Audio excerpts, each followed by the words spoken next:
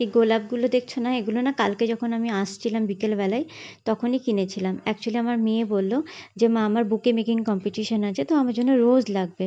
তো আমি বললাম, "ঠিক আছে, বাইরেই সোসাইটির বাইরেই রাস্তাতে বিক্রি হয়।"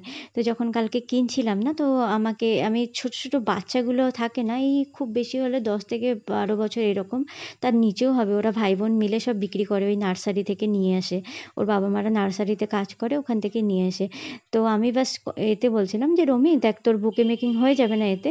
তো তখন একটা বাচ্চা বলল যে, "কী করবে তোমরা এগুলো?" তো আমি বললাম যে, "এই দেখ, স্কুলে বুকে মেকিং আছে ওর, সেই জন্য।" তো ও বুঝতে পারছিল না। তো আমি বললাম, "কেন রে, তুই স্কুল যাস না?" তো বলল, "হ্যাঁ, আমি যাই তো স্কুলে। স্কুল থেকে আসি, এসে আমি আবার রোজ বিক্রি মানে গোলাপ বিক্রি করি।" আমি বললাম, "তা ভালো ভাই, কিছু তো কাজ করে।" হ্যাঁ, যার যেমন দরকার পড়বে সেটা তো করতেই হবে। তার জন্য না সিচুয়েশন হিসাবে সবাইকেই মানে আগে বাড়তে হবে। তো যাই হোক না কেন, দেখো সকালবেলায় আজকে ভেবেছিলাম মটরের ঘুগনি আর রুটি বানাবো।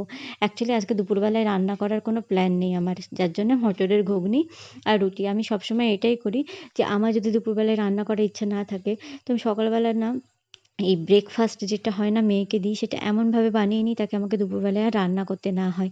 তো দেখো, এই দেখো কী হয়েছে, আমি না গোলাপগুলো তো মানে দিয়েছিলাম, জল ছিটিয়ে রেখেছিলাম, তবে একটু মুরঝে গিয়েছে। তো যাই হোক না, প্লাস্টিকে পুড়ে দিলাম।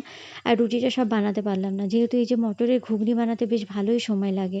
সিটি দিব, আবার একবার দুবার আমাকে দেখতেও হয় যে